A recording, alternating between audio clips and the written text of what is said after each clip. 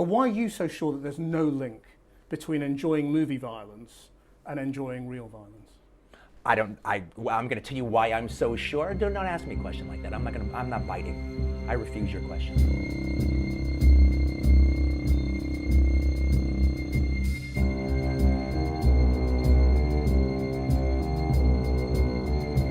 Quentin Tarantino is a director that you probably either love or hate, and that's for one very specific reason. For his foot fetish. Okay, maybe two reasons. His foot fetish and his use of hyperviolence.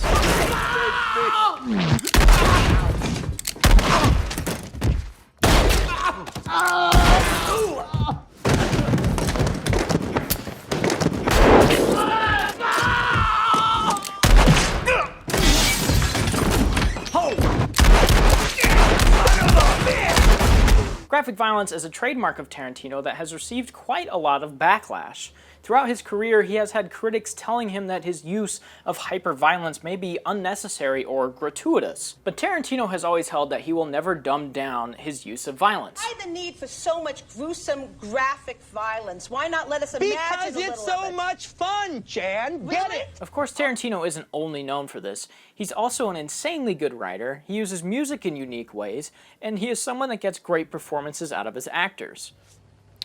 Monsieur, à votre famille et à vos vaches, je dis bravo. However, the thing that really sets him apart is this use of hyperviolence. But he doesn't just use it as a tool to shock the audience. What I love about him is that he uses violence in two very distinct ways. He uses it for comedy, and he uses it for drama. If you take a look at these two scenes, they are executed in vastly different ways. And you might be asking, why would he do this? Well, because there are two things he's trying to communicate. You can see here in Django Unchained that we have an incredibly over-the-top use of gore, which is so insane and unrealistic that it's funny. That's what the scene is trying to communicate. Comedy. And it works because of how over-the-top it is. But when he wants to communicate something that's dramatic or shocking, he executes the scenes in a completely different fashion.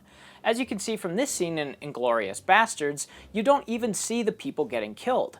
Instead, it's left up to the audience's imagination and interpretation. Doing this coupled with the music and this girl running out covered in blood is incredibly potent and almost scarring to see.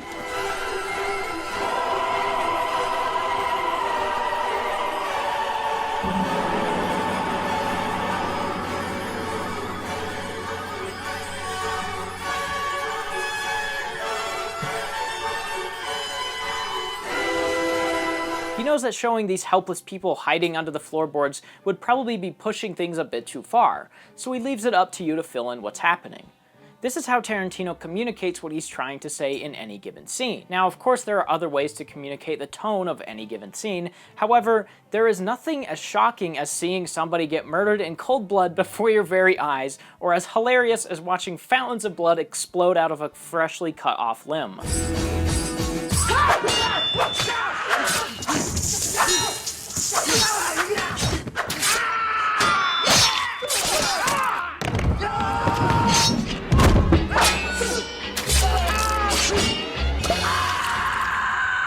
Violence and death is also a way that Tarantino establishes unpredictability and stakes in his stories. When you see important characters killed, you get the sense that anything can happen.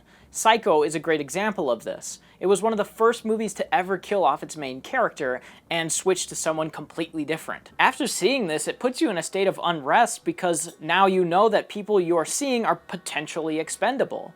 Recently, Game of Thrones has had this reputation of unpredictability because main characters were frequently killed off. This is something Tarantino has always done. Since his first movie, Reservoir Dogs, he has killed main characters. This elevates his materials from maybe okay to great because of that sense of unpredictability and stakes. When he has a character point a gun at another character, you believe that that person could be shot. Whereas in the third installment of the John Wick franchise, never do I believe that a weapon pointed at John Wick will kill him because I've just witnessed him dispatch 100 other guys who did the exact same thing. Not believing that the main character can die utterly destroys the stakes of a film. And a film with lots of violence and little stakes gets dull very quickly. Tarantino's films all have incredibly high stakes because of his use of violence.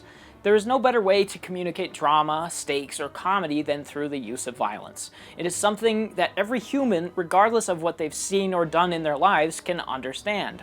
However, just slapping violence on top of your movie isn't enough. There are plenty of graphically violent movies that don't communicate anything that I've been talking about. It's how you use and execute violence that matters above all else, and no one uses or appreciates violence in movies as much as Quentin Tarantino. What's going on here? How's it going, man? How are you? What's going on here? What's going on here? What's going on here? Put that down. What's going on here? What are you doing?